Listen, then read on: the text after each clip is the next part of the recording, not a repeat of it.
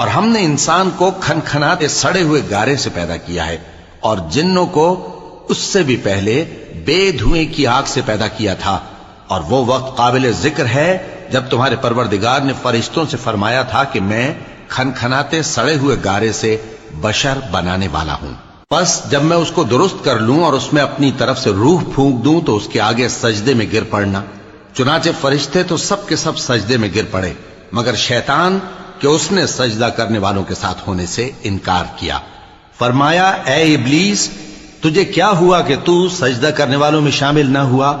اس نے کہا میں ایسا نہیں ہوں کہ انسان کو جس کو تو نے کھنکھناتے سڑے ہوئے گارے سے بنایا ہے سجدہ کروں۔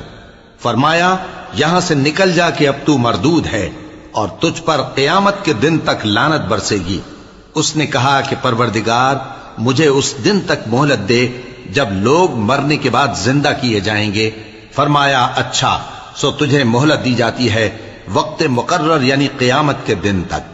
اس نے کہا کہ پروردگار جیسا تو نے مجھے بھٹکا دیا ہے میں بھی زمین میں لوگوں کے لیے گناہوں کو آراستہ کر کے دکھاؤں گا اور سب کو بہکاؤں گا۔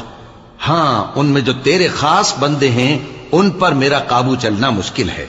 فرمایا کہ مجھ تک پہنچنے کا یہی سیدھا رستہ ہے، جو میرے خاص بندے ہیں ان پر تجھے کچھ قدرت نہیں کہ ان کو گناہ میں ڈال سکے۔ ہاں بد راہوں میں سے جو تیرے پیچھے چل پڑے، اور ان سب کے وعدے کی جگہ جہنم ہے۔ اس کے 7 دروازے ہیں، ہر ایک دروازے کے لیے ان میں سے الگ الگ حصہ ہے۔ جو متقی ہیں وہ باغوں اور چشموں میں ہوں گے۔ ان سے کہا جائے گا کہ ان میں سلامتی اور امن و اطمینان سے داخل ہو جاؤ، اور ان کے دلوں میں جو کدورت ہوگی ہم اسے نکال دیں گے، گویا بھائی بھائی مسندوں پر ایک دوسرے کے سامنے بیٹھے ہوں۔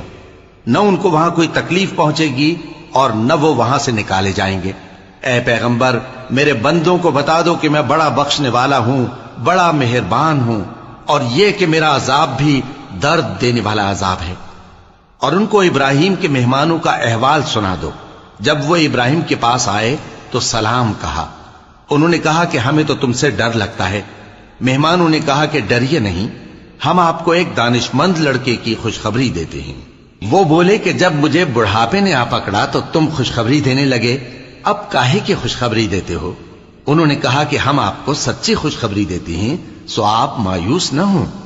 ابراہیم نے کہا کہ اللہ کی رحمت سے مایوس ہونا تو گمراہوں کا کام ہے۔ پھر کہنے لگے کہ فرشتوں تمہارا اصل کام کیا ہے؟